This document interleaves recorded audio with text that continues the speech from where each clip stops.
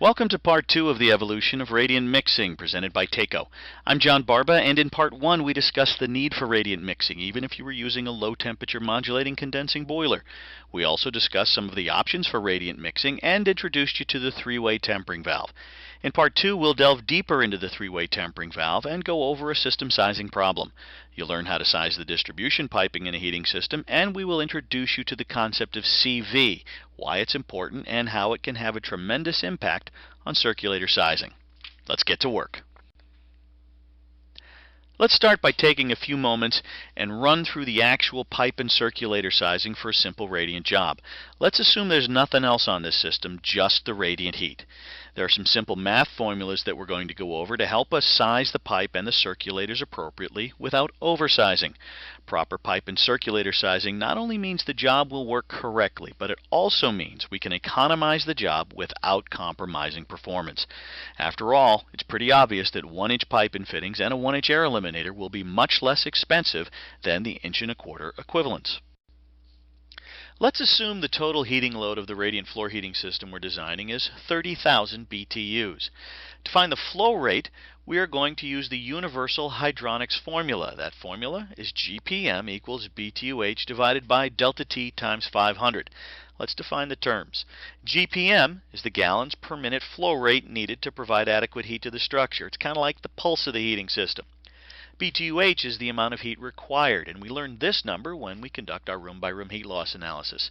Delta T is the temperature drop of the fluid as it runs through the heating system, and this number is prescribed ahead of time as a design criteria. Now, typically baseboard heating systems, radiators, fan coils, and the like, they're all designed to a 20-degree delta T. That means the water will enter the heating system at, say, 180 degrees, come back at 160.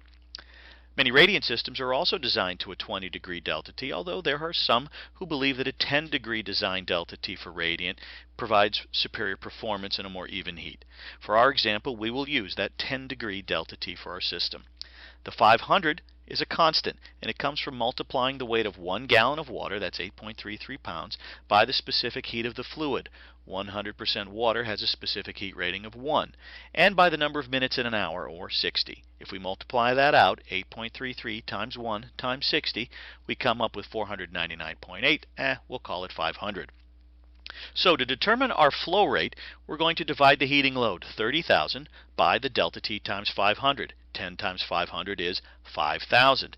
If we math this out, we find that the total flow rate needed for the job would wind up being 6 gallons per minute. Pipe sizing, therefore, would all be based on those flow requirements and a maximum fluid velocity. These are the generally accepted guidelines for sizing copper pipe and hydronic systems. 2 to 4 gallons per minute, you'd wind up using 3/4-inch copper. From 4 to 8 gallons per minute for type L copper, 4 to 9 for type M, you would wind up using 1-inch pipe. 8 to 14 GPM requires 1.25-inch copper. 14 to 22 GPM, you'd use 1.5-inch. Again, these pipe sizing guidelines are based on that maximum flow velocity we talked about of 4 feet per second.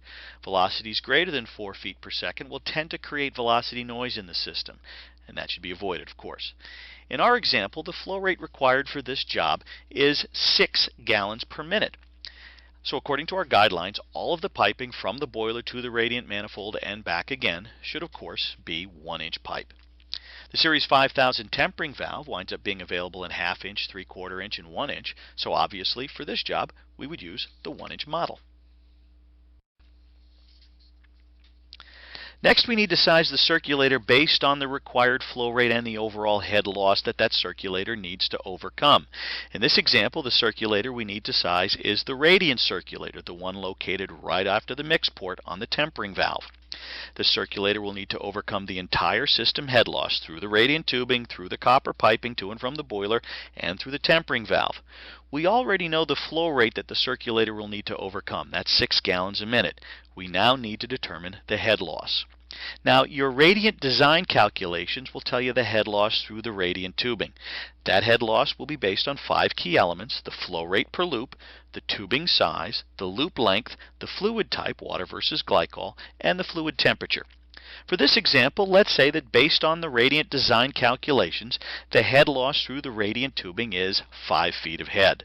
Now that's just the head loss through the radiant tubing running from the supply manifold to the return manifold. There's still more head loss that we're going to have to overcome. To determine that head loss through the rest of the hard piping, the first thing you need to do is measure the total run in feet. How much pipe does that 6 gallons per minute need to flow through? Next, we take that number and multiply it by 1.5 to allow for fittings, isolation valves, the normal cast iron boiler, etc. This will give us the equivalent length of pipe.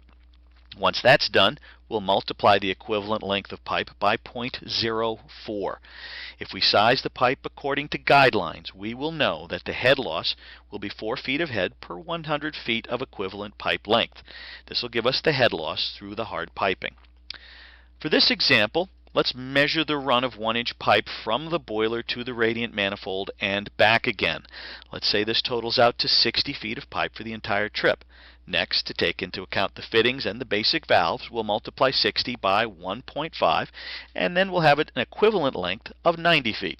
Then we take the 90 feet and multiply it by 0.04, and we arrive at the total hard piping head loss of 3.6.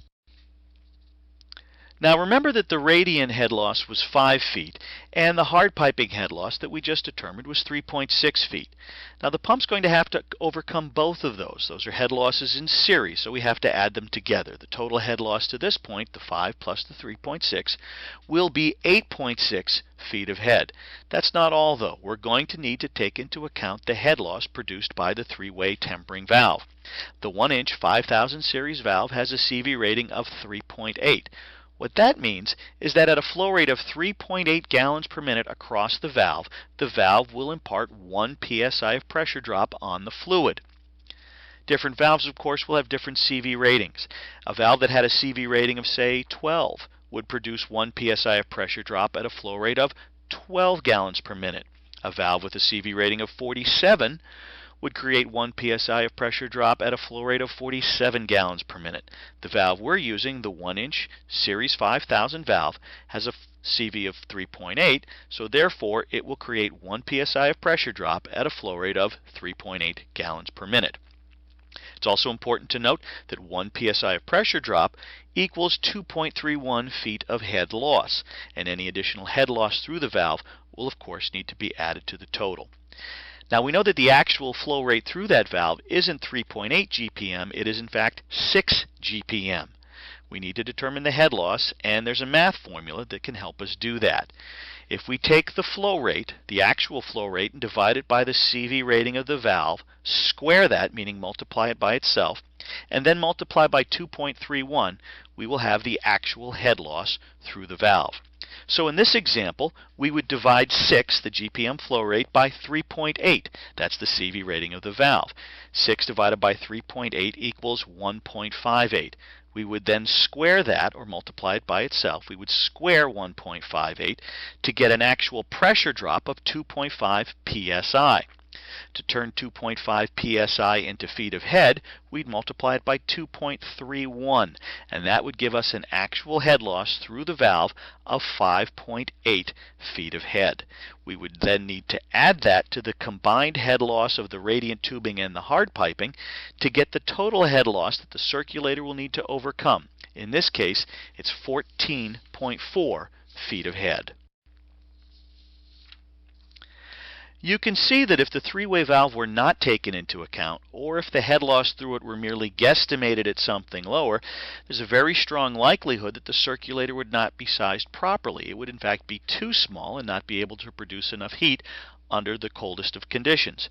If we consider just the hard piping and the radiant head loss at 6 gallons per minute and at the 8.6 feet of head, it would appear that a TACO 007 would be enough to do the job. However, that's not all the head loss. When we factor in the head loss through the tempering valve, the system appears to be operating on the outer limits of a 008. In fact, it may even require a TACO 0011 or a 0014, 6 gallons per minute at 14.4. Well, that's all for Part 2. Thanks for joining us. In Part 3 of the series of Evolution on Radiant Mixing, we'll focus in on the motorized I valve in both the set point model and the outdoor reset model. Thanks a lot for joining us.